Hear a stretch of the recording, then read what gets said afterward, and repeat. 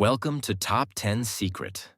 Today, we're taking you on a chilling journey into the realm of the most haunting graveyards, where darkness, eerie mysteries, and terrifying legends lurk, ready to pull you into a nightmare with no escape. The stories we're about to share are not for the faint of heart. Top 10 Most Haunting Graveyard Stories will guide you through the most ominous places and spine-chilling secrets buried in history. From restless spirits to ancient curses, do you dare to confront the darkness? Make sure you've locked your doors, turned off the lights, and prepared your mind, because once you step into these tales, there's no turning back. Story 1. The Curse of the Shadow Cemetery. Deep in the gloomy northern forest lies a small village called Shadow Creek. The village, home to only a few dozen households, thrives on farming. However, Shadow Creek is known not for its tranquility, but for the haunting legend of the Shadow Cemetery, reputed to be one of the most cursed and terrifying places in the region. Villagers tell tales of an 18th century tyrant lord who massacred hundreds of peasants to maintain his power.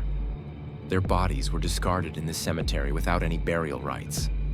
To conceal his atrocities, the Lord hired a dark sorcerer to perform a ritual to seal their souls. Yet instead of resting in peace, the souls were trapped in eternal pain and wrath, turning the cemetery into a haven of supernatural phenomena. In the village lived two young brothers, Jack and Tom. Jack, the elder, was brave but reckless, while Tom, the younger, often got dragged into his brother's daring exploits. Both had heard countless chilling tales about the cemetery, but instead of fear, curiosity took hold. They decided to explore the place on a full moon night, the time when legend said the angry spirits were most active. That night, the full moon illuminated the sky, casting an eerie glow over the cemetery. Jack and Tom sneaked out of their house, armed with an old flashlight and a small knife for protection. As they approached the rusty gates of the cemetery, the air grew colder. A thick fog enveloped the area, and the whistling wind through the trees sent shivers down their spines. "I'm scared. Maybe we should go back," Tom whispered, his voice trembling. "These are just scary stories. We'll be the first to uncover the truth about this place," Jack replied, trying to sound confident, though his palms were sweating. They passed through the gates and ventured deeper into the cemetery.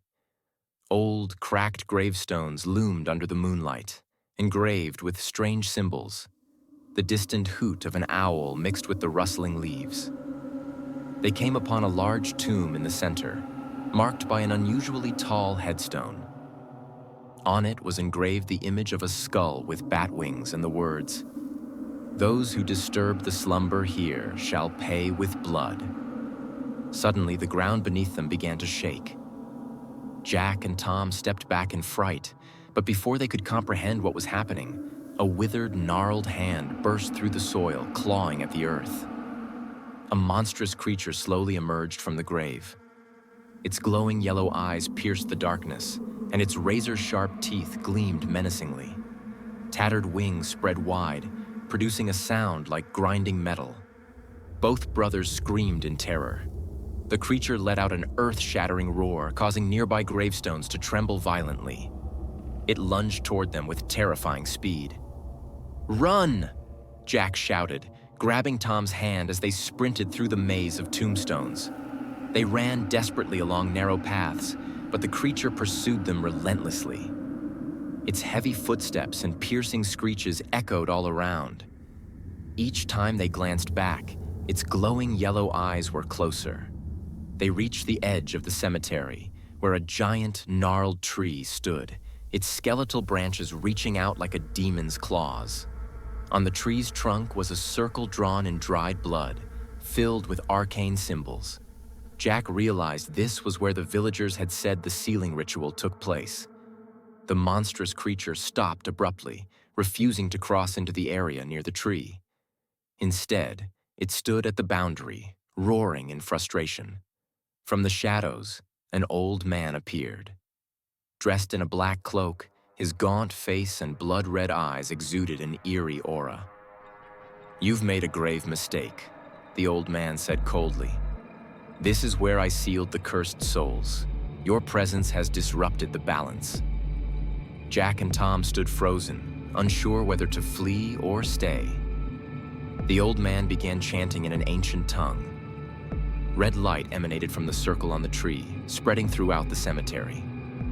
The monstrous creature let out a blood-curdling scream as its body began to disintegrate, consumed by an invisible fire.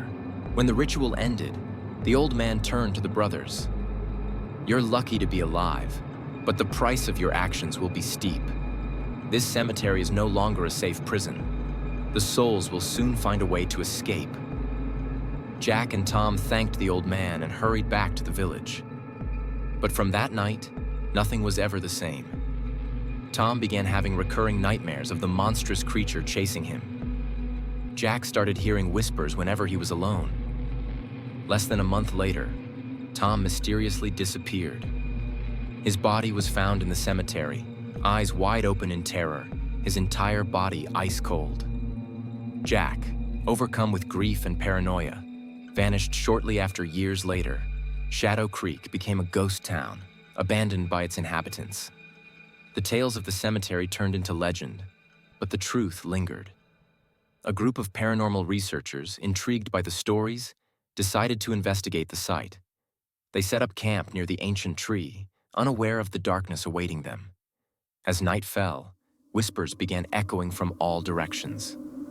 One member of the group heard the voice of a child, luring him deeper into the cemetery. When his teammates found him, he stood motionless before the large tomb, clutching a knife, his eyes vacant.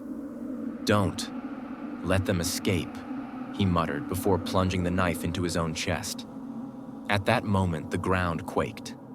The monstrous creature from years before rose again, but this time it wasn't alone. Dozens of wraiths with twisted, grotesque faces appeared, their screams filling the night. By dawn, none of the researchers had survived. Their bodies were scattered throughout the cemetery, each frozen in an expression of sheer terror. Since then, the Shadow Cemetery has remained sealed off, untouched by human hands.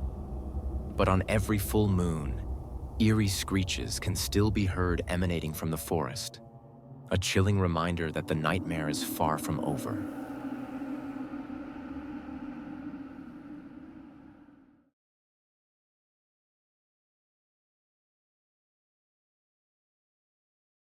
Story 5. The Legend of the Soul Keeper. In the remote and desolate village of Raven Hollow, shrouded in eternal fog and the eerie glow of moonlight, a sinister figure haunts the whispers of the townsfolk. Known only as the Soul Keeper, this spectral being is a nightmare brought to life, its skeletal visage crowned with a wide-brimmed black hat and its burning red eyes a beacon of death. They say he guards the restless dead, ensuring no soul escapes his grasp. But his curse runs deeper, and the story of his wrath is one of betrayal, vengeance, and blood. Over a century ago, Raven Hollow was a peaceful village surrounded by dense forests and rolling hills. At its heart stood a sprawling graveyard, the resting place of generations. The caretaker of this graveyard was Ezekiel Crow, a quiet, reclusive man with a knack for carving intricate tombstones and statues. His work was revered, but his solitary nature and peculiar habits made him a target of suspicion. When a brutal winter struck Raven Hollow, crops failed and starvation loomed. A young child went missing, and the villagers, desperate for answers, turned their suspicions to Ezekiel.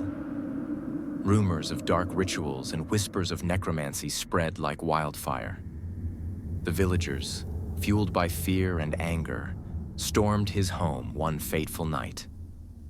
Ezekiel pleaded his innocence, but the mob would not listen. They dragged him to the center of the graveyard, tied him to a wooden post, and set him ablaze. As the flames consumed him, Ezekiel's screams turned to laughter. His eyes, glowing crimson, burned into the souls of those who watched. With his dying breath, he cursed the village. "Your souls are mine. Your blood will feed the grave, and I will return to claim what is owed." From that night, Raven Hollow changed. The once tranquil village became plagued with misfortune. Graves were found disturbed, and bodies vanished. Those who dared to enter the graveyard at night spoke of a shadowy figure stalking the tombstones, his red eyes glowing in the dark. The villagers came to call him the Soul Keeper, the guardian of the dead and collector of the damned. Generations later, the legend of the Soul Keeper was dismissed as superstition. But for 3 teenagers, Sarah, her younger brother Lucas, and their friend Jake, the tale was a challenge waiting to be conquered. On Halloween night, the trio decided to explore the graveyard and prove the legend false. The night was cold, and a thick mist hung low over the village as they made their way to the cemetery.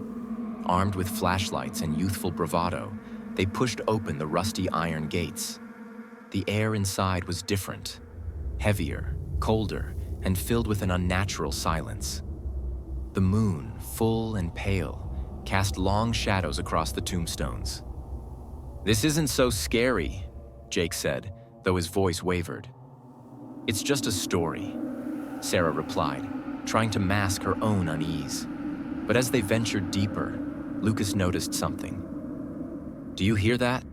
he whispered. It was faint at first, but soon the sound became clear. The low, guttural laughter of a man. The laughter grew louder, echoing off the tombstones. The trio froze as a shadow emerged from the mist. It was tall and gaunt, cloaked in a tattered black coat. A wide-brimmed hat obscured much of its face, but as it stepped closer, the light of their flashlights revealed the horrifying truth. A skull, cracked and weathered, with empty eye sockets that burned with an unholy red light. The thing grinned, its teeth jagged and uneven. "Who dares disturb my graveyard?" the Soul Keeper growled, his voice resonating like the creak of a coffin lid. Jake screamed and turned to run, but the Soul Keeper raised a skeletal hand. Shadows coiled from the ground, wrapping around Jake's ankles and dragging him back. "You cannot escape," the Soul Keeper hissed, his bony fingers extending toward Jake. With a single touch, Jake's body convulsed, and his soul was ripped from his chest in a blinding flash of light. His lifeless body crumpled to the ground. Sarah and Lucas ran, their screams piercing the night. The graveyard seemed to stretch endlessly, the tombstones shifting and rearranging themselves to confuse their path.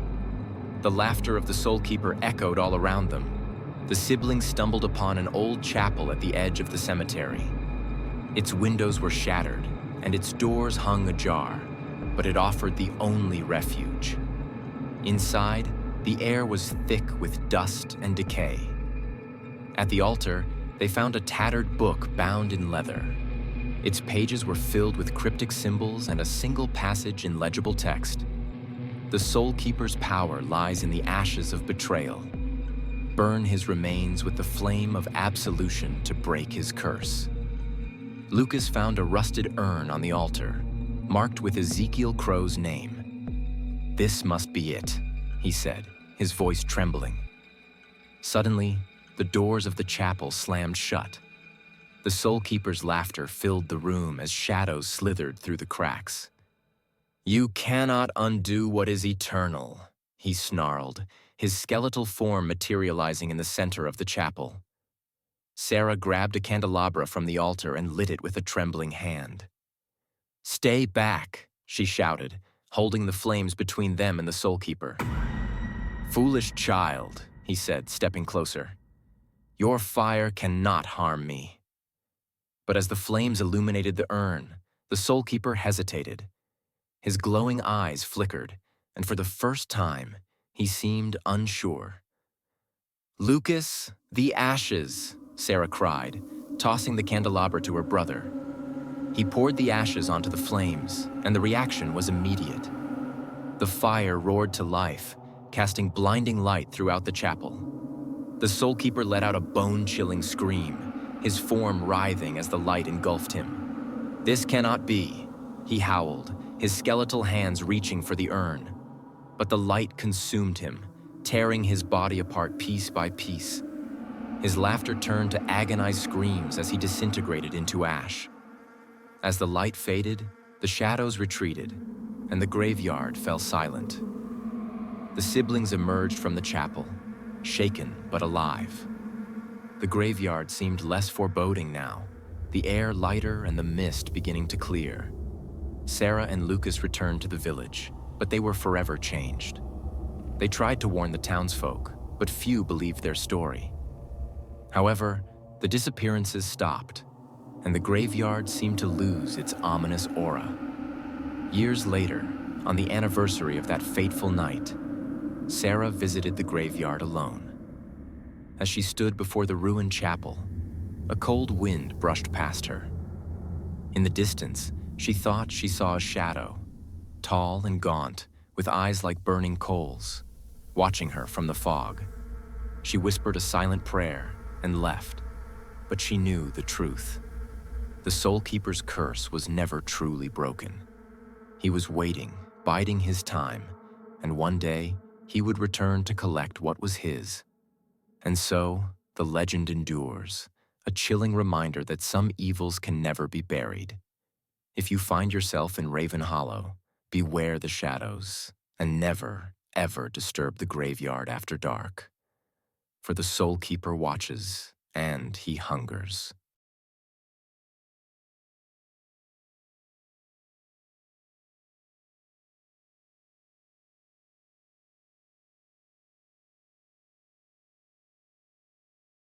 Story 6. The Legend of the Crescent of Shadows. In a world long forgotten, where the moon casts its pale glow over desolate ruins and the air reeks of decay, a terrifying legend persists. It is the story of the Soul Harbinger and the Crescent of Shadows, an artifact said to be forged from the fractured remains of the moon itself. The Harbinger, a skeletal figure clad in a tattered cloak, is the eternal guardian of the Crescent, a harbinger of doom that drags its scythe-like blade across the crumbled earth, collecting the souls of the damned. Centuries ago, the kingdom of Arendor stood as a beacon of power and prosperity.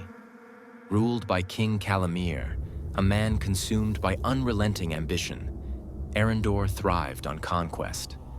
But Calamir's hunger for power knew no bounds. He sought not only dominion over the living, but also over death itself. Convinced that the moon held the key to immortality, Calamir turned to dark sorcery to claim its power. With the help of his court of shadowy mages, Calamir performed a ritual under the blood moon. They invoked the Soul Harbinger, an ancient and malevolent entity, the warden of souls and guardian of the Crescent of Shadows. In exchange for eternal life, Calamir offered a grotesque bargain: the sacrifice of 10,000 innocent lives, their blood to stain the earth and bind their souls to the Harbinger's eternal servitude. The ritual succeeded, but not as Calamir intended. Betrayed by the mages, the Harbinger turned on him. Standing over the bodies of the sacrificed, the skeletal figure proclaimed, "Your greed has sealed the fate of this land. The Crescent shall remain, a monument to your sin, and I shall collect every soul that dares tread upon its shadow." Arendor fell into ruin. The Crescent of Shadows descended upon the land, its ominous glow casting an eternal dusk over the kingdom. The once great city became a forbidden wasteland, haunted by restless spirits and the ever-present specter of the Soul Harbinger generations past. And the legend of Arendor became a grim tale to frighten children. But greed and curiosity have always been mankind's downfall. One fateful night, a group of adventurers set out to uncover the truth behind the legend, drawn by whispers of unimaginable riches hidden within the ruins. The group consisted of Arden, a battle-hardened warrior; Lyra, a mage with a thirst for forbidden knowledge; Thane, a mercenary with a taste for gold; and siblings Eris and Kellen, treasure hunters seeking fame. Armed with weapons, magic, and confidence, they crossed into Arendor, unaware of the horror awaiting them. The first signs of danger appeared as they neared the city. The air grew colder, and the light of the full moon seemed to wane, leaving only the faint glow of the crescent of shadows in the distance. As they entered the ruins, whispers began to fill the air, soft at first, then rising to a deafening cacophony. At the heart of the ruins, the group found it. A towering crescent-shaped structure carved from a glowing black stone. It loomed over the remains of the royal palace, pulsing with an unnatural light. Beneath it stood the sole harbinger, a figure so horrifying that even the bravest among them faltered. The harbinger's skeletal form was cloaked in shadow, its bony fingers gripping the hilt of a massive crescent blade. Its hollow eye sockets burned with a crimson glow, and its voice resonated like the echo of 1,000 tortured souls. "You have come for the crescent," it rasped, "but it does not belong to the living." Arden, refusing to be cowed, drew his sword and charged. The harbinger moved with inhuman speed, its blade slicing through the air. Arden's weapon shattered on impact, and with a single motion, the harbinger plunged its scythe into his chest. Arden's scream echoed as his soul was ripped from his body, leaving behind a lifeless husk. The remaining 4 fled in terror, but the ruins themselves seemed to conspire against them. Pathways shifted, walls closed in, and the whispers became laughter, mocking and relentless. Lyra, clutching an ancient tome she had found in the ruins, deciphered its cryptic text. The book spoke of a way to banish the harbinger. The crescent must be shattered by the light of the living moon. Only then will its shadow fade. But there was a catch. The ritual required the willing sacrifice of a soul to activate the light. Thane scoffed. "And who among us will volunteer?" Their argument was cut short as the harbinger reappeared, dragging its blade across the ground. The sound was deafening, like nails on stone. It raised its free hand, and from the shadows emerged the spirits of the sacrificed, twisted, vengeful beings bound to the harbinger's will. The group fought desperately, but the spirits were relentless. One by one, they fell. Eris was dragged into the shadows, her screams fading into the void. Thane, in a final act of defiance, charged the harbinger, only to be impaled by its blade. Only Lyra and Kellen remained. Cornered and out of options, Kellen made a decision. "Use the tome," he said, handing it to Lyra. "Do what you must." Before she could protest, Kellen ran toward the crescent, drawing the harbinger's attention. With trembling hands, Lyra began the incantation. The crescent began to glow, its light intensifying as Kellen reached its base. The harbinger struck him down, but it was too late. The ritual was complete. The crescent shattered, releasing a blinding light that engulfed the ruins. The harbinger let out a deafening roar as its form dissolved into ash. When the light faded, Lyra stood alone amidst the ruins. The crescent of shadows was gone, and the spirits had vanished. But the victory was hollow. The cost had been too great, and the whispers of the harbinger's curse lingered in the air. As Lyra left Arendor, she clutched the ancient tome to her chest, a grim reminder of the horrors she had survived. She thought she had escaped, but the nightmares began almost immediately. Each night, she dreamed of the crescent, whole and glowing once more, and of the harbinger's red eyes staring into her soul. One night, she awoke to the sound of metal scraping against stone. She lit a candle and froze. A shadow loomed in the corner of her room, tall and skeletal, its eyes burning crimson. The harbinger's voice echoed through the darkness. "Did you think you could destroy me? I am eternal. The crescent will rise again, and so shall I." The candle flickered out, and Lyra's scream was the last sound that echoed through the night. In the years that followed, travelers reported seeing a glowing crescent in the ruins of Arendor, its shadow stretching further with each passing night. And with it came the Harbinger, his scythe dragging across the ground, waiting for the next soul to claim.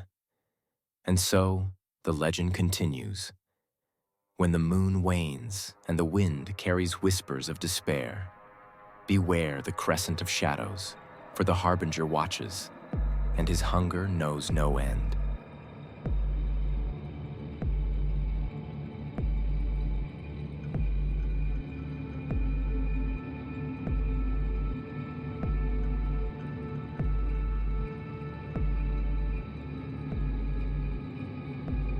Story 7. The Curse of the Chained Soul. In the ancient land of Duskmoor, shrouded in perpetual fog and whispers of dread, a dark legend lingers. It tells of the chained soul, a spectral entity bound by sin, rage, and the folly of those who summon it. Its skeletal visage, wrapped in shadows and adorned with chains bearing cursed sigils, has haunted countless generations. The image of this figure, its gnarled hands inscribed with forbidden runes and draped in pendants forged from the misery of the damned, is a reminder of the price of curiosity. 1,000 years ago, the kingdom of Duskmoor was a thriving land of wealth and ambition. At its center stood the Temple of Avarice, a sanctuary devoted to the accumulation of power. The temple's high priest, Orlanth Valis, was a man of unparalleled cunning and greed. He believed that through dark rituals, he could unlock the secrets of immortality and eternal power. Orlanth performed a ritual to summon an ancient entity rumored to grant unimaginable power. Using relics stolen from sacred grounds and the blood of 100 innocents, he broke the barrier between the living and the dead. But what emerged was no beneficent deity. Instead, it was the chained soul, a manifestation of torment and vengeance. The creature's voice was like the echo of 1,000 anguished screams as it addressed Orlanth. "You summon me, not to seek enlightenment, but to feed your avarice. For this, your soul is forfeit." The chained soul consumed Orlanth's spirit, binding him to its chains. But the entity's wrath did not end there. It cursed the temple, turning it into a realm of shadow. Every soul who dared approach would face the same fate, becoming a part of its eternal torment. Over centuries, the chains grew longer, each link bearing the essence of another stolen soul. Centuries later, the Temple of Avarice had faded into myth, a tale whispered to frighten children. But myths often lure the curious and the foolish. In the quiet town of Hollowshire, a group of researchers uncovered a tattered manuscript detailing the temple's location. Among them were Alina, a historian obsessed with uncovering forgotten legends, Marcus, a mage seeking forbidden knowledge, and Ethan, a skeptic drawn to the promise of treasure. Driven by ambition and curiosity, the group set out for Duskmoor. The journey was perilous, the forest surrounding the temple teeming with unnatural silence. The air grew heavier as they approached, a suffocating weight pressing down on their chests. When they finally arrived, the sight before them was both awe-inspiring and horrifying. The temple loomed, its walls covered in blackened vines and inscribed with arcane symbols that seemed to writhe when stared at too long. At its entrance, 2 enormous skeletal hands appeared to clutch the structure, as though pulling it into the earth. Inside the temple, the air reeked of decay and iron. The group discovered an altar adorned with chains and pendants etched with cryptic runes. In the center lay a massive tome, bound in leather that seemed unnervingly like human skin. Alina began translating its text, her voice trembling as she read, "He who binds the soul wields its torment. He who seeks its power forfeits the light." Marcus, ignoring the warnings, began the ritual detailed in the book. He drew symbols in blood, chanting in a language that made the walls vibrate. As the final word left his lips, a deafening silence fell. Then came the sound, chains scraping against stone, echoing from every corner. The temperature plummeted, and the shadows in the room seemed to stretch and grow. From the darkness, a figure emerged. The chained soul. Its skeletal frame was draped in a cloak of shadows, its hands etched with glowing runes that pulsed like a heartbeat.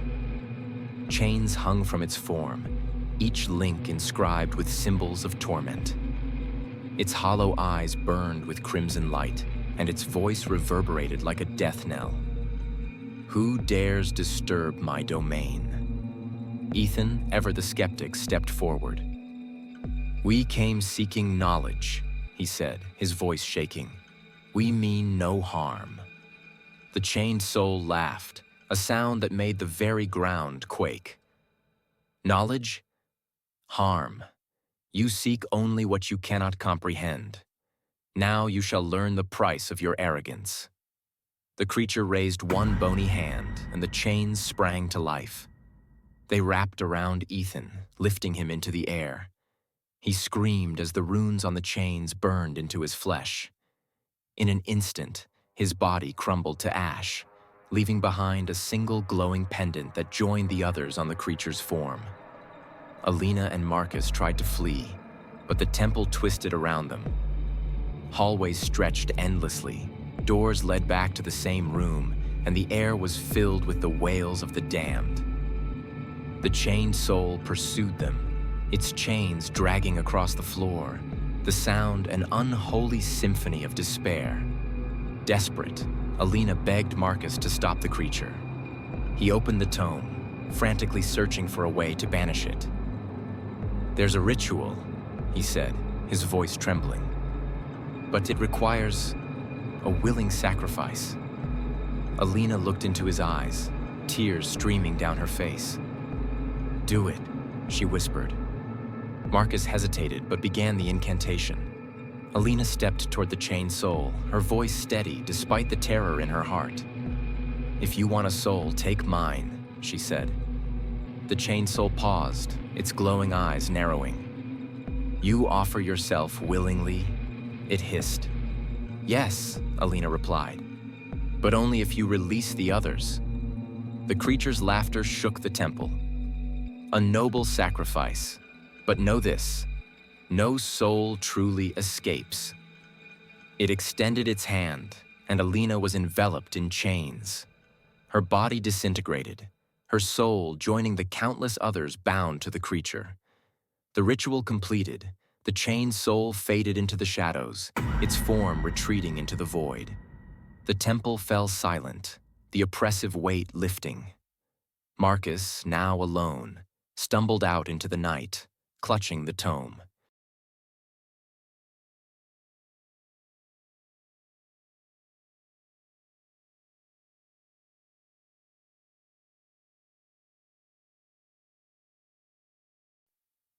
Story 8.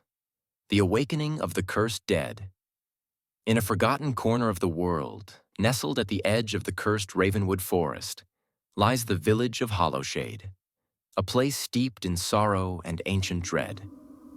The villagers spoke in hushed whispers about the graveyard on the outskirts, a place no one dared approach, especially on nights when the moon hung full and heavy in the sky. For there, beneath the overgrown weeds and crooked tombstones, rested a darkness older than the forest itself. They called it the Cursed Dead, a being neither alive nor fully dead, an abomination fueled by wrath and despair, awakened only by the foolishness of the living. 2 centuries ago, Ravenwood was not the desolate land it is today. It was a thriving village, surrounded by bountiful forests and fertile fields. At its heart stood a proud church, and behind it lay a sprawling cemetery where generations of villagers were laid to rest. But this peace was shattered by the arrival of Father Edric, a priest with a dark past. Driven by ambition and forbidden knowledge, Edric sought to gain power over life and death itself. Edric's descent into madness began with the Black Plague, which swept through the village, claiming hundreds of lives. Desperate to save his flock, he turned to necromancy, invoking rituals from ancient cursed texts. He believed he could cheat death, but his rituals only brought destruction. The dead he summoned did not return as they once were, but as twisted, vengeful creatures consumed by an insatiable hunger for the living. One fateful night, Edric performed his final ritual at the center of the graveyard. He sought to summon a being that would grant him dominion over life and death. Instead, he unleashed the cursed dead, a monstrous amalgamation of the countless souls he had disturbed. The creature, its form grotesque and decayed, consumed Edric and vowed to haunt the graveyard for eternity. From that night onward, anyone who dared disturb the graveyard soil risked awakening the beast. Centuries later, the story of the cursed dead had faded into a ghost story, a tale told to scare children. But for Lucas, Emily, and Tom, three adventurous teenagers from Hollowshade, the legend was a challenge waiting to be conquered. On the night of the harvest moon, they decided to explore the forbidden graveyard, armed with flashlights, a camera, and the reckless confidence of youth. "It's just an old story," Lucas said as they climbed over the rusted gate. "Nothing's going to happen." Emily hesitated, looking back toward the safety of the village. "What if the stories are true?" "Then we'll be famous," Tom replied with a grin. "Come on, Emily, don't chicken out." As they ventured deeper into the graveyard, the air grew colder and a heavy mist began to creep along the ground. The tombstones, worn and cracked, seemed to loom over them, their inscriptions barely legible.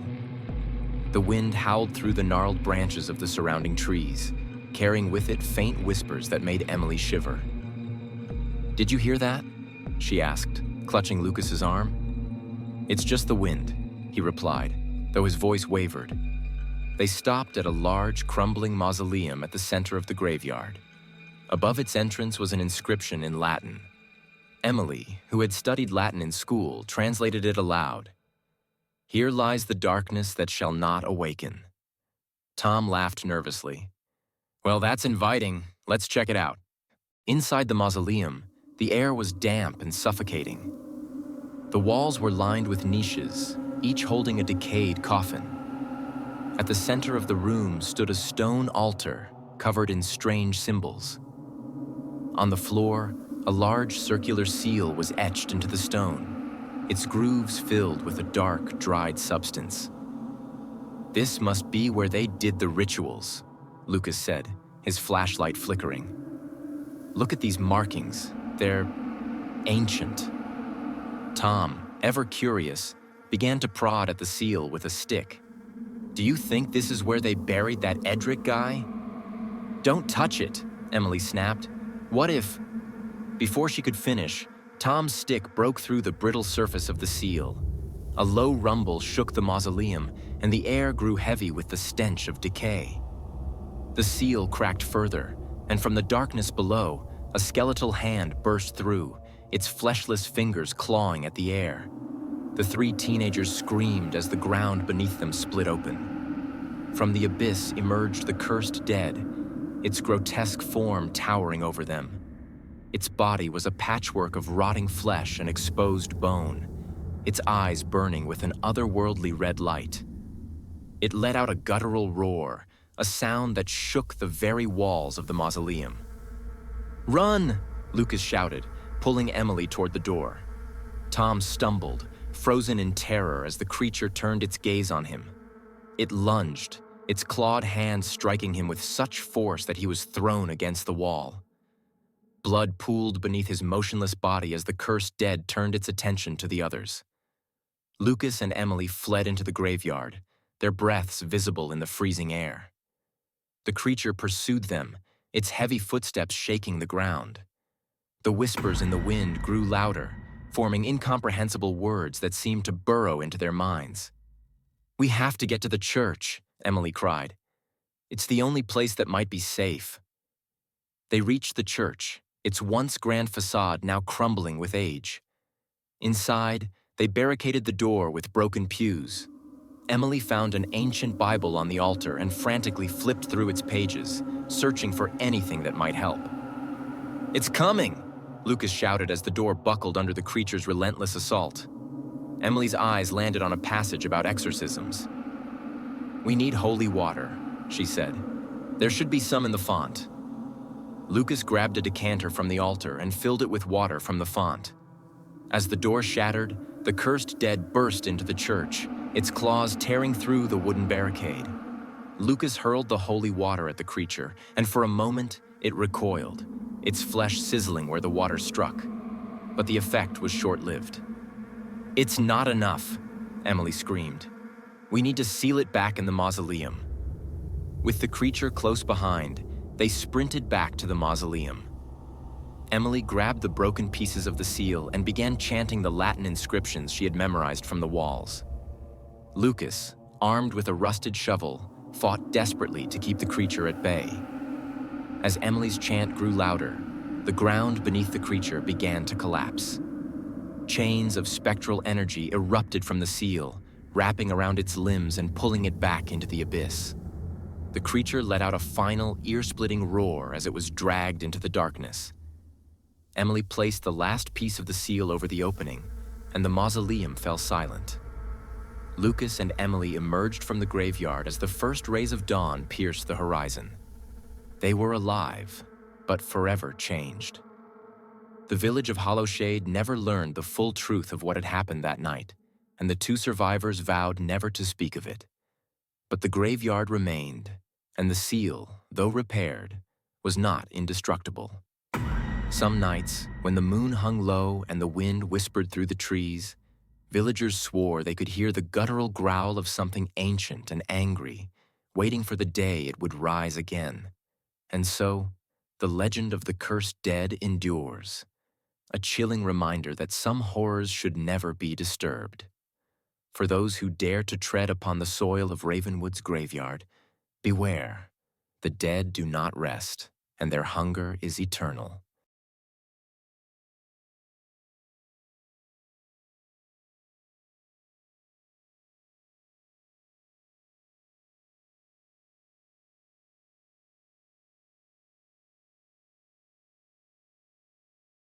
Story 9. The Curse of the Deathly Bride. Deep in the cursed valley of Evergloom, shrouded in perpetual mist and sorrow, there exists a tale of unending dread. A legend passed down in fearful whispers. It is the story of the Deathly Bride, a vengeful spirit trapped in eternal anguish. Her skeletal visage, hidden beneath a tattered veil, and her ghastly grin have haunted the imaginations of all who dare speak her name. It is said that on nights when the moon bleeds red, the bride rises, searching for souls to join her in the unfulfilled wedding she so desperately craves. More than a century ago, Evergloom was a prosperous village, its people known for their lively festivals and bountiful harvests. Among the villagers was Margaret Vale, a young woman whose beauty was unparalleled. She was set to marry Arthur Greaves, a nobleman who adored her with all his heart. Their wedding was to be the grandest the village had ever seen, held in the old chapel that stood atop the hill overlooking Evergloom. But fate had other plans. On the day of the wedding, tragedy struck. As Margaret prepared herself in the bride's chamber, an unknown assailant slipped into the room. Moments later, the guests heard a scream so chilling it froze them in place. When they burst into the chamber, they found Margaret lying lifeless on the floor. Her white wedding dress was soaked in crimson, her hands clutching the torn veil. Her face, though pale and lifeless, was frozen in a horrific grin. Arthur, overcome with grief, hung himself from the rafters of the chapel that very night. The villagers abandoned the chapel, leaving it to decay. Over time, strange occurrences were reported. Whispers emanating from the ruins, shadows moving without cause, and sightings of a bride wandering the chapel grounds under the light of the blood moon. They called her the Deathly Bride, cursed to linger in her anguish, seeking vengeance and company in death. Years passed, and the story of the Deathly Bride became a local legend. For most, it was a tale to frighten children. But for a group of thrill-seeking friends, it was an irresistible challenge. Evelyn, Marcus, and Jake had spent their lives chasing ghost stories, documenting their adventures for a growing online audience. The promise of a haunted chapel and a cursed bride was too tempting to resist. On the night of the blood moon, the trio ventured to the ruins of the Evergloom Chapel. The air was unnaturally cold, and the silence was oppressive. Even the forest seemed to hold its breath as they approached the wrought iron gates, rusted and overgrown with ivy. "This is it," Marcus said, excitement and fear lacing his voice. "The perfect place to find proof of the supernatural." Evelyn hesitated, her instincts screaming at her to turn back. "Something about this feels wrong," she said. But Jake, armed with a flashlight and camera, laughed. "Come on, Evelyn. Don't tell me you're scared of a bedtime story." As they stepped through the gates, the temperature dropped further. The chapel loomed before them, its facade cracked and covered in moss. Inside, the wooden pews were rotted and broken, and the altar was draped in cobwebs. But at the center of the room, they saw something that made them freeze. A wedding dress, pristine and untouched, hanging from a mannequin. "That's not supposed to be here," Evelyn whispered. Jake, ever the skeptic, walked up to the dress. "Someone must have put this here as a joke," he said, reaching out to touch it. The moment his fingers brushed the fabric, the chapel began to shake. A low, guttural moan filled the air, and the temperature plummeted to a bone-chilling cold. The dress fell to the floor, and the veil floated upward, as though lifted by unseen hands. "We need to leave," Evelyn said, backing toward the door. But the door slammed shut with a deafening bang. Shadows began to swirl around the room, coalescing into the form of a woman. Her figure was skeletal, her flesh clinging to her bones in tattered remnants. Her veil hung loosely over her face, obscuring her hollow eyes that glowed with a malevolent red light. Her grin, stretched unnaturally wide, revealed jagged teeth that seemed to glisten with malice. "You've come to witness my wedding," the apparition hissed, her voice a mix of sorrow and rage. "You cannot leave until the ceremony is complete." The friends scrambled to find a way out, but the chapel twisted around them. Doors led to nowhere, and hallways that didn't exist before appeared in the shadows. The bride followed them relentlessly, her laughter echoing like a dirge. "Stay," she whispered, her voice slithering into their ears. "Stay and be with me forever." Marcus found a stairwell leading to the crypt beneath the chapel. "Down here," he shouted, pulling Evelyn and Jake with him. They descended into the dark, damp space, where rows of decayed coffins lined the walls. In the center of the crypt stood an altar on which lay a journal covered in dust. Evelyn opened the journal, flipping through its brittle pages. "This is Arthur's," she said. "He wrote about the ritual used to bind her spirit. If we can destroy her veil, it might break the curse." As she spoke, the bride appeared at the top of the stairwell. Her movements were jerky, unnatural, as though her body was being dragged by unseen forces. She pointed a bony finger at Marcus, and the shadows surged forward, grabbing him. He screamed as the shadows tore into his flesh, dragging him into the darkness. Evelyn and Jake, horrified, knew they had little time. "We have to burn the veil," Evelyn said. Jake found a rusted torch and managed to light it using an old flint from the crypt. Evelyn grabbed the veil, which writhed in her hands as though alive, and threw it onto the flames. The bride's scream shook the walls of the crypt. Her body convulsed as the fire consumed the veil. "No!" she shrieked. "You cannot take this from me!" The crypt began to collapse, and Jake pushed Evelyn toward the stairs. "Go! Get out of here!" he yelled. But before he could follow, the bride's form, now engulfed in flames, lunged at him, dragging him into the collapsing rubble. Evelyn barely escaped as the chapel crumbled behind her. She stood in the clearing, breathless and alone, watching as the ruins sank into the earth. For a moment, She thought it was over. Months later, Evelyn tried to move on, but she couldn't escape the nightmares. Every night, she dreamed of the bride's skeletal face, her glowing eyes, and that horrific grin. One night, she woke to find her reflection in the mirror smiling back at her, even though her own face was frozen in terror. The next morning, Evelyn's house was found abandoned. On her bed lay a single white veil, pristine and untouched, with a faint scent of decay. Some say she joined the bride's eternal procession, her soul another addition to the cursed wedding party. To this day, on nights when the blood moon rises, villagers swear they can hear faint wedding bells echoing from the ruins of the chapel, accompanied by the bride's haunting laughter. And if you're unlucky enough to wander too close, you might find yourself a guest at her eternal wedding, a guest who will never leave. Beware the deathly bride, for she waits, and she never forgets.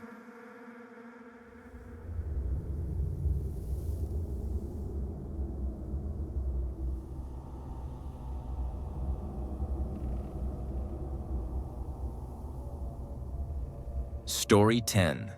The Curse of the Weeping Statue. Deep within the forgotten village of Marble's Hollow, shrouded by the perpetual shadows of a cursed valley, lies a legend so horrifying that it chills the hearts of even the bravest. It is the story of the Weeping Statue, an eerie figure said to be alive within its stone prison, forever crying out for salvation. Under the pale light of the full moon, villagers once whispered, you could hear its soft sobs and feel its unholy pull, a pull that has led countless curious souls to their doom. 3 centuries ago, Marble's Hollow was a thriving haven for artisans and sculptors, a place where beauty flourished in the hands of the gifted. Among them was Lila Morin, a young sculptor whose work was so lifelike that some claimed her creations held fragments of the souls she carved. Lila's talent made her beloved by the villagers, yet her beauty and skill also drew envy and greed. One fateful winter, Lord Farron, a wealthy and ruthless nobleman, arrived in the village. Enchanted by Lila's art, he commissioned her to create a sculpture that would immortalize his greatness. But when Lila refused, citing that art should never bow to vanity, Farron's admiration turned to wrath. Furious at her defiance, he enlisted the help of a dark sorceress to punish her. The sorceress cursed Lila, turning her body to stone while keeping her soul trapped within. If you will not create beauty for him, then you shall become it, the sorceress sneered. Lila's final expression, a face frozen in sorrow, her hands clutching her own face, became the foundation of the haunting sculpture. But the curse did not end there. The sorceress whispered one last spell. Your tears shall beckon the living, and their souls shall mend your shattered being. Over time, the statue became known as the Weeping Woman, and with it came whispers of its sinister power. The villagers, once proud of Lila's art, began to fear her creation. Those who visited the statue at night often disappeared, leaving behind only faint traces of footprints and the echo of sobbing in the wind. Centuries later, Marble's Hollow was abandoned, the remnants of its homes swallowed by creeping ivy and time. Yet, the legend of the Weeping Woman endured, growing more grotesque with each retelling. For Emma, Julian, Sophia, and Chris, 4 thrill-seeking friends obsessed with urban legends, it was the ultimate challenge. If the statue cries, we'll record it, Julian said, loading his camera. This will be our most viewed video yet. Emma, the most cautious of the group, frowned. We shouldn't mess with this, she said. What if the stories are true? Then we'll have proof of the supernatural, Chris replied with a grin. Come on, Emma, don't chicken out. Under the glow of the full moon, they trekked into Marble's Hollow. The village was eerily silent, the once bustling streets reduced to rubble. In the town square, bathed in silver moonlight, stood the Weeping Woman. Her cracked stone visage seemed alive, her hollow eyes gazing skyward, and faint streaks of what appeared to be dried tears carved into her cheeks. "She's beautiful," Sophia whispered, stepping closer. "But there's something so sad about her." Emma shivered. "It's like she's watching us." As Julian set up his camera, the air grew colder. A low, almost imperceptible sobbing filled the square, carried on the breeze. "Do you hear that?" Emma whispered, clutching Chris's arm. "It's probably just the wind," Julian replied, though his voice betrayed unease. But the sobs grew louder, more distinct, until they became a mournful wail. The ground beneath them trembled, and faint cracks began to spread across the statue. A voice, soft and sorrowful, echoed through the square. "Why have you come? Do you seek to mend my shattered soul?" Sophia backed away, her breath quickening. "This isn't right. We need to leave." Before they could move, the cracks on the statue widened, and from within, a pale light began to glow. The sobbing stopped, replaced by the sound of stone grinding against stone as the statue's arms moved. The weeping woman lowered her hands, revealing a face that was both heartbreakingly beautiful and horrifyingly lifeless. Her eyes, glowing with an unnatural light, locked onto the group. "Stay with me," she whispered. "I need you." Julian screamed as shadows erupted from the base of the statue, coiling around his legs like living vines. They pulled him toward the statue, his pleas for help drowned out by the sound of cracking stone. The weeping woman reached out, her hand grazing his face, and in an instant, Julian's body crumbled into ash, leaving only his terrified expression etched into the base of the statue. "Run!" Chris shouted, grabbing Emma and Sophia. They sprinted through the village, but the shadows pursued them, slithering along the ground with unnatural speed. The sobbing returned, louder and more anguished, as though the entire village mourned their intrusion. "This way." Chris led them into a crumbling church. Inside, the air was thick with decay, and the pews were overturned. On the altar lay a dusty tome, its pages filled with arcane symbols. "There has to be something in here about stopping her," Sophia said, flipping through the book. Her hands trembled as she read aloud. "To sever the curse, the light of the living must shatter the tears of the dead." "What does that mean?" Emma asked. "I think we need to destroy the statue's core," Sophia replied. "Her tears. That's the key." The church doors burst open as the weeping woman entered, her movements slow and deliberate. Shadows swirled around her, and her glowing eyes burned with sorrow and rage. Chris grabbed a broken candlestick and swung it at the shadows, but it passed through them harmlessly. "Go!" he yelled. "I'll hold her off." "Chris, no!" Emma screamed, but Sophia dragged her toward the altar. Behind them, Chris's screams echoed as the shadows consumed him. Sophia found a chalice filled with holy water and held it up to the light streaming through a broken window. "We have to reflect the light onto her," she said. Emma grabbed a shard of broken glass and angled it toward the statue, catching the moonlight. The light struck the weeping woman, and she let out an ear-piercing shriek. Cracks spread across her body, and the shadows recoiled. "It's working," Sophia cried. But before they could celebrate, the weeping woman lunged forward, her hand piercing Sophia's chest. Sophia gasped, her body turning to stone as the light faded from her eyes. Emma, the last survivor, poured the holy water onto the statue. The light intensified, engulfing the weeping woman in a blinding glow. Her screams echoed through the village as her body shattered into 1,000 pieces. The shadows dissipated, and silence fell. Emma stumbled out of the church, her body trembling with exhaustion. But as she looked back at the shattered remains of the statue, she saw something that froze her blood. The pieces were slowly reforming, pulling themselves back together. A soft sobbing began anew, and a voice whispered, "You cannot break what was never whole. I will wait, and I will weep until you return to me." Emma fled the village, but she could never escape the sound of the weeping woman's cries. Every night, in her dreams, she saw those glowing eyes and heard that haunting voice. And one morning, Emma's neighbors found her room empty, a trail of tears leading to the forest. The statue of Lila Morin still stands in Marble's Hollow, waiting for the next soul to answer her mournful call. Beware the weeping woman, for her tears will claim you, and her sorrow will never end.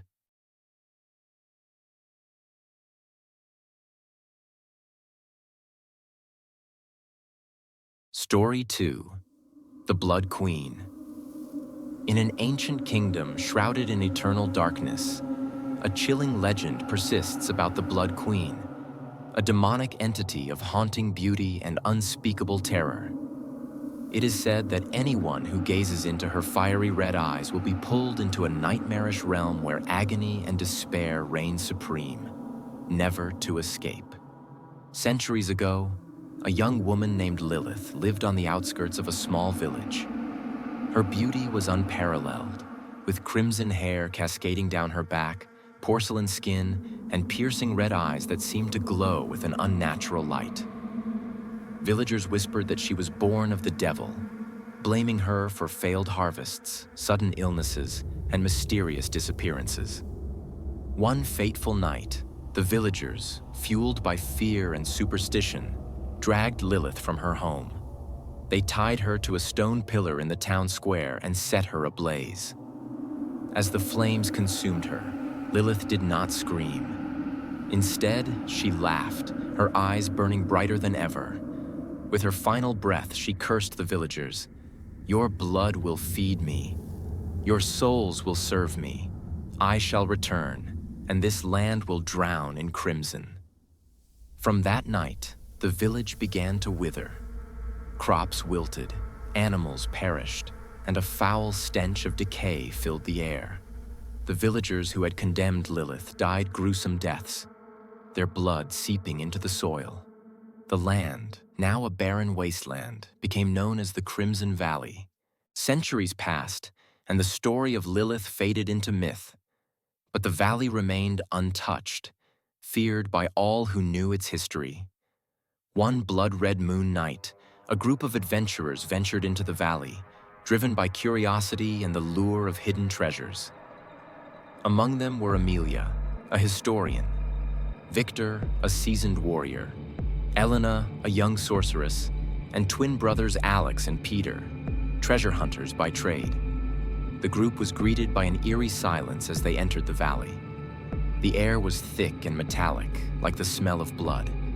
Shadows moved unnaturally among the twisted trees, and the distant sound of faint whispers unsettled them. At the heart of the valley, they discovered a grotesque statue, a depiction of a woman with horns, her hair flowing like fire, and a sinister smile etched on her face. The pedestal bore an inscription in an ancient language that Amelia deciphered. "When mortal blood stains this sacred ground, the queen shall rise."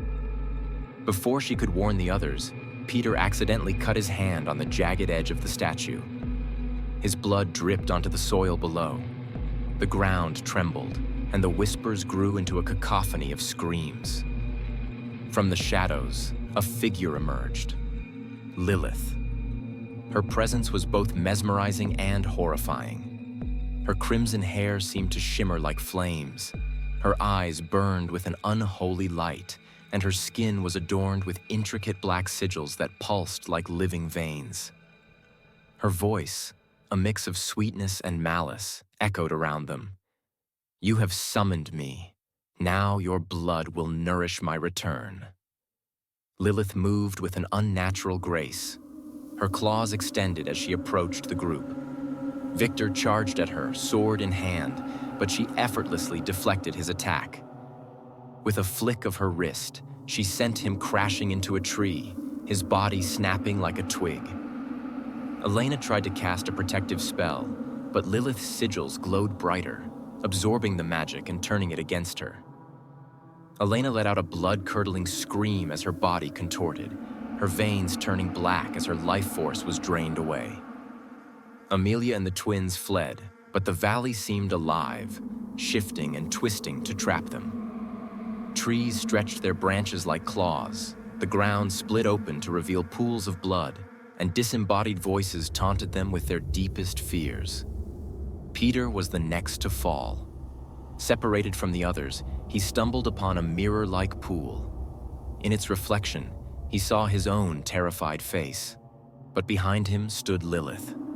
Before he could react, her claws pierced his chest, and his scream echoed through the valley. Amelia and Alex managed to find temporary refuge in a ruined chapel.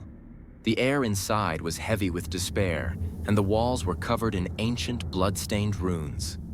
Amelia discovered an old tome that spoke of Lilith's curse and the ritual needed to banish her. A sacrifice of pure blood under the light of the crimson moon.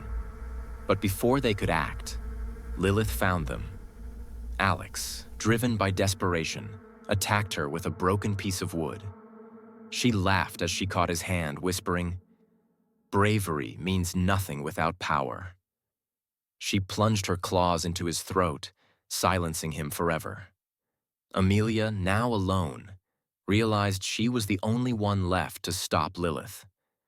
With trembling hands, she drew a circle of her own blood on the chapel floor and began reciting the incantation from the tome. Lilith appeared, her eyes blazing with fury. "You think you can banish me, child? Your blood will only make me stronger." As Amelia completed the ritual, a blinding light filled the chapel. Lilith let out an ear-piercing scream as her body began to dissolve. But as the light faded, Amelia realized the truth. The ritual did not destroy Lilith. It bound her. The sigils that once adorned Lilith's skin now burned into Amelia's flesh.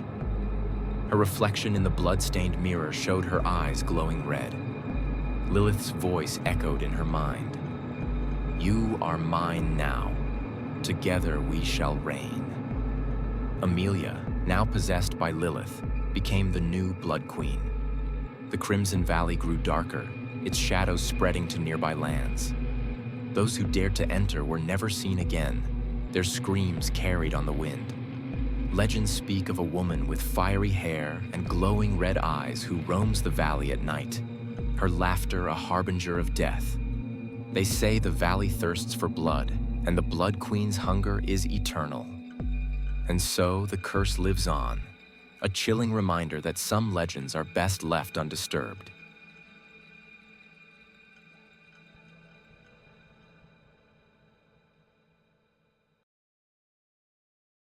Story 3. Dance of the Blood Cards. In a secluded, fog-shrouded town deep within an ancient forest lies a sinister legend, the tale of Lady Scarlet and her cursed deck of blood-soaked cards. For centuries, whispers of her name have lingered in the shadows, a warning to those driven by greed or desperation. They say she haunts the infamous Crimson Parlor, a gambling den where every wager is not measured in gold, but in blood and souls. This is not a story for the faint of heart.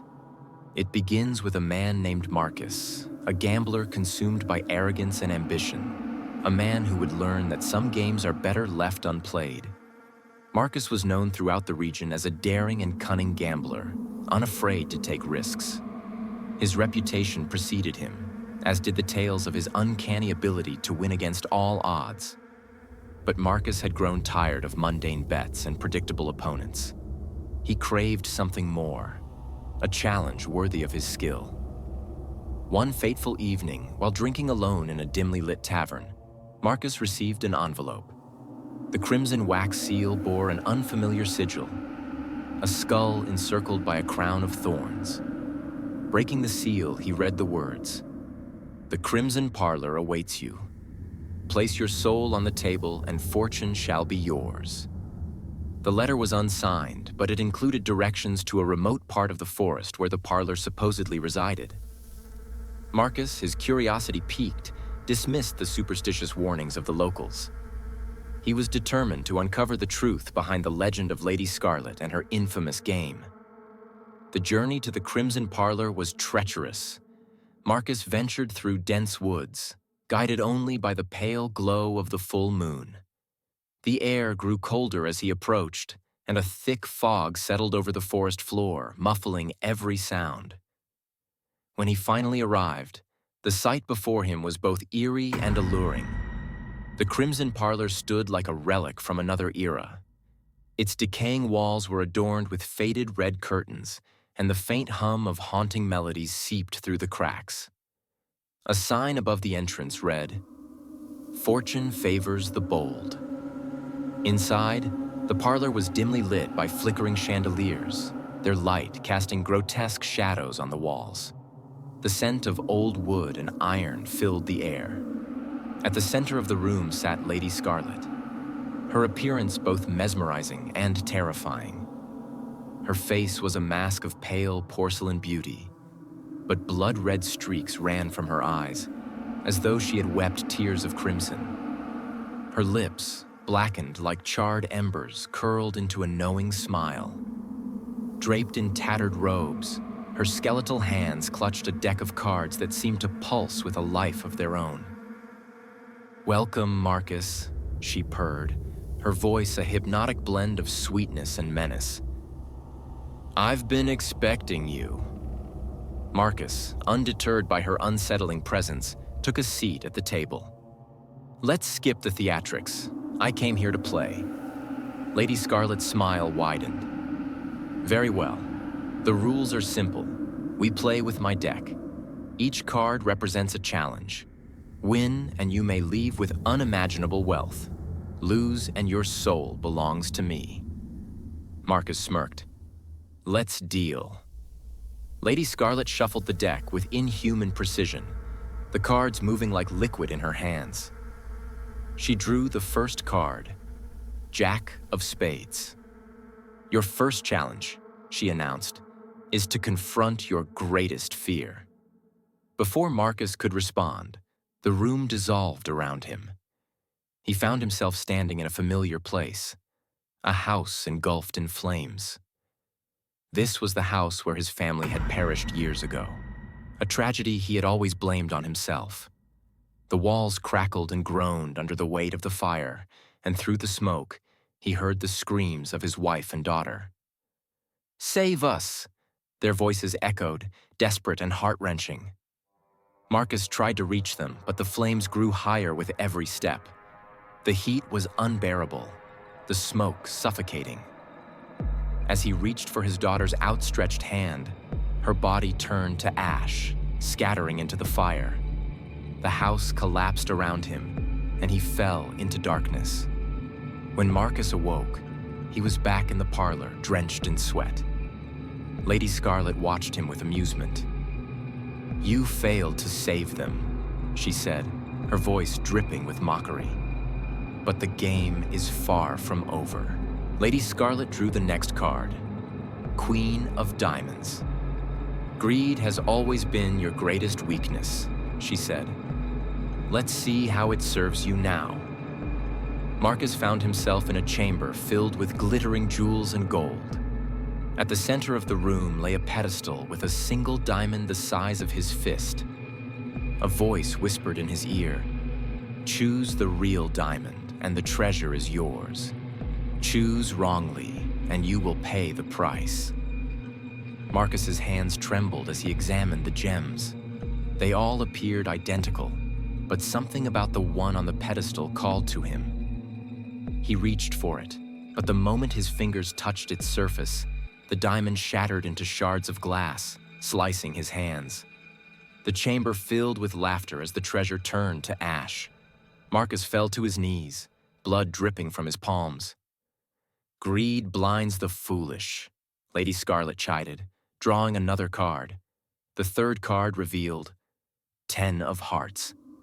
"This time," Lady Scarlet said, "you must offer your heart." A skeletal figure emerged from the shadows, holding a gleaming dagger. Marcus was paralyzed as the figure approached. Its hollow eyes bored into him as it pressed the dagger to his chest. Pain erupted as the blade pierced his skin, but instead of dying, Marcus felt his heartbeat slow and weaken. The skeletal figure withdrew, holding a glowing red orb. his heart. Lady Scarlet held it aloft, admiring its glow. "Such a fragile thing," she mused. "But you're still alive, for now?" The fourth card was the Joker. Lady Scarlet's smile grew wicked. "The Joker is my personal favorite," she said. "It's a mirror, a reflection of your true self." Marcus's surroundings shifted again, and he found himself face to face with a grotesque version of himself. This doppelganger had bloodshot eyes, jagged teeth, and a cruel grin. It moved with unnatural speed, taunting Marcus with his own voice. "You think you can beat me? You're nothing but a coward and a failure," it sneered. The doppelganger attacked, and Marcus fought back, but every blow he landed seemed to weaken him further. Finally, the doppelganger plunged its claws into his chest, and Marcus screamed as darkness consumed him. When Marcus awoke, he was barely alive. Lady Scarlet drew the final card, Ace of Spades. "This is the end," she said. "Your final choice.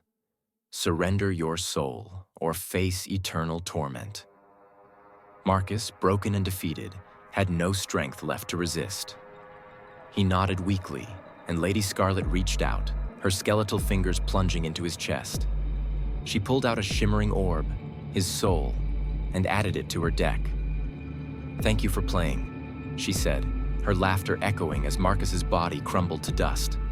Lady Scarlet's deck now held another card, bearing Marcus's face. The Crimson Parlor remained, waiting for its next victim. And so the curse continues. A game of blood and souls, where no one truly wins.